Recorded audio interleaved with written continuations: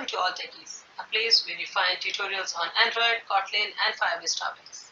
Hey everyone, I'm Pankaj Rai, GD for Firebase, and in today's tutorial, I'm going to talk about Firebase.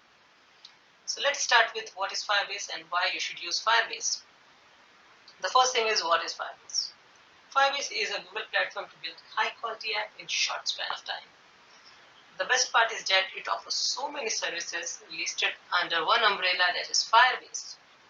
So by this way, if you want to use any sort of service and if it is available in Firebase, then you need not to bother about logging into multiple places. Just come to Firebase and get started with the service.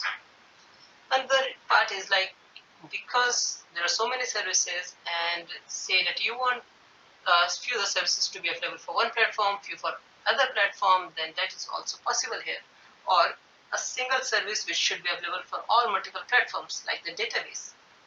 You may have a single database and you want the database to be accessible in Android, iOS, or web. Then that is also possible. It offers services which are available across all three platforms. So that is about the Firebase. But why you should use Firebase? Why you should bother to use even Firebase services? So as I said, because it's all in one platform, so you need not to bother about going to multiple places. Just use Firebase, you get the service, and you can control all of them right from one console. The services which are offered by Firebase, they are all like a plug and play component. So no complicated theory to use any of the service. It's all like you create a project on Firebase, provide the information like the bundle ID or the package ID, then download the JSON file or the plist file and add it to your Android or iOS application. After that, it's all about, for Android, you just need to add the Gradle dependencies. For any of the services, right? If you want to use Google Analytics or Crashlytics, or even for any of the services which is offered by Firebase, just add the Gradle dependencies and that's it. You are done with integration of any other service. There's no complicated theory behind any of the service which is offered by Firebase. The learning curve is so easy that if you have no prior experience of Firebase and you are just getting started with it, then you can build a production grade application.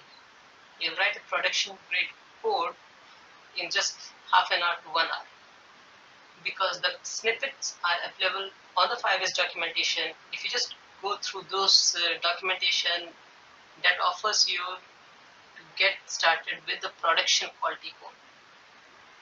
The services are really of great quality. They are highly scalable and they offer high quality. And there are few of the services which are completely free, and few of them are like, initially it is free to a certain extent, and then eventually as you use it, you have to pay the cost for it. And we'll see about those services. So here are all the services which are offered by Firebase. They are divided into three categories: build, improve, and grow. So all those services which are listed for build, they are useful to add the core functionality in your application. Improve is like monitoring the app performance, and grow is like for targeting your customers.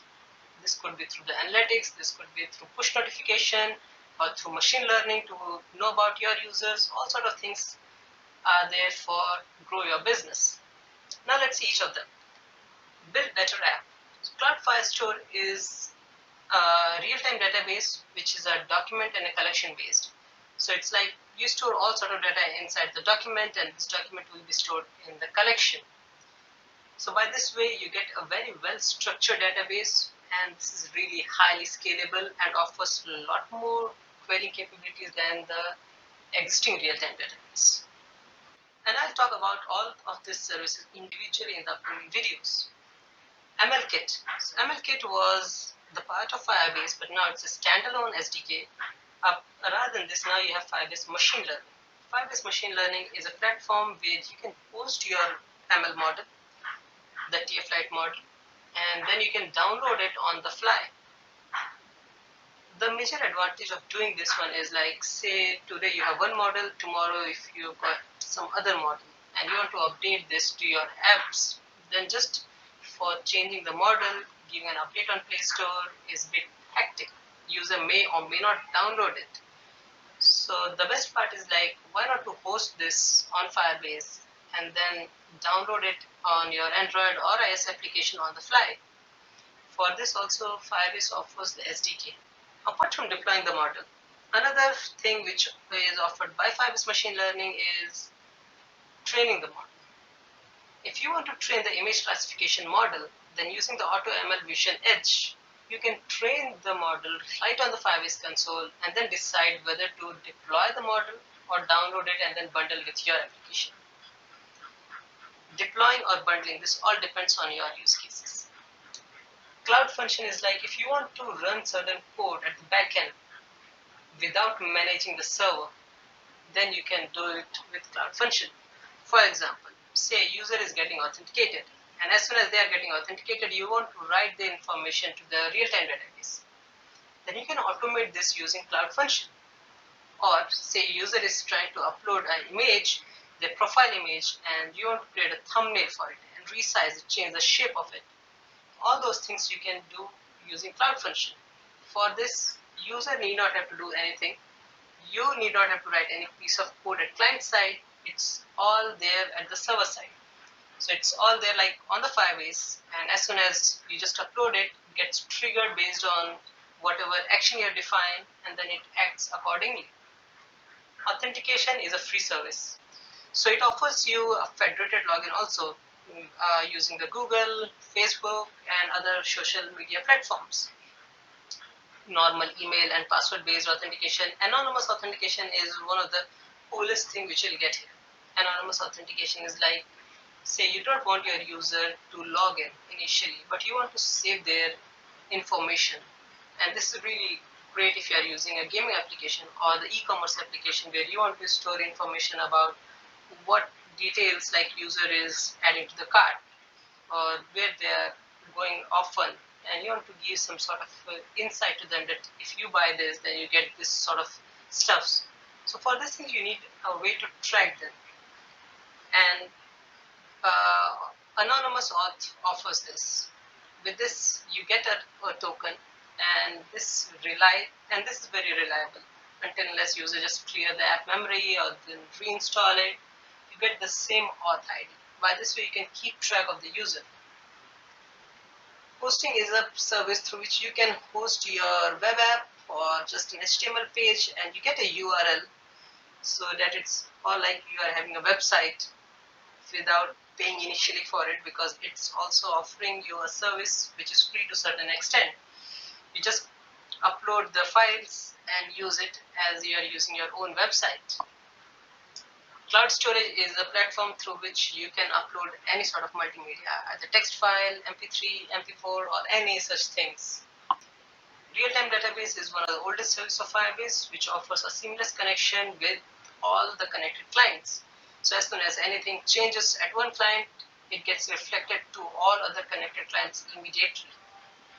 So all sort of things you can get with real-time database. And now when to use Cloud Firestore and when to use real-time database, then Firebase documentation, which I've given in the description below, you can get this sort of information from there. Now let's talk about improved app quality. So Crashlytics is one of the services through which you can get a crash insight. Not just this, you can also report like for the user ID and other sort of information through which you can get the device on which this crash is happening. You can also get the crash logs and what led to the crash. Apart from this, Firebase performance monitoring is like without writing single piece of code, just add the SDK and that's it. By this way, it will give you insight about your app, like startup time, network latencies, CPU consumptions, memory consumptions, all sort of things you get with Firebase monitoring. Test Lab is a place where you can test your application right on the Firebase. It's like robot testing. App distribution is really cool feature. Now through app distribution, you can distribute your Android or iOS application to your testers or to any other person. And not just this, you also keep track of all of them. Because as soon as you give this sort of information that I want this app to be tested by this particular person, that person get an email and they need to accept the invite. So as soon as they accept the invite, you get the information that this person has accepted the invite. So by this way, you can keep track of the user who are using your application. Not just this, if you want to restrict them, say that I want to restrict this app with a particular domain say name @xyz.com, and rather than anyone with having @gmail.com, I want this to be accessible only when it is matching xyz.com. Then I can put those sort of restrictions also. So by this way, you just add extra bit of authentication. Grow your business. In-app messaging is like based on user action, you can show some sort of banners, kind of push notification and other things. But remember, this is restricted to one per day. Google Analytics is the same thing, which you have got earlier with Google. It's all about getting the insight about user. But the best thing here is that without writing single piece of code, you get information like the demography of the user, country, in which screen they are spending more time. Prediction is by using machine learning, it will tell you that how many of the user will leave your app in the upcoming 7 days and how many of them will continue using it. So they are like churn and non-churn user. A/B testing is for the same app, you can have multiple flavors, and then you can distribute these flavors to your users based on certain percentage or based on certain criteria, and then you may figure it out like which one is really working well based on your defined condition.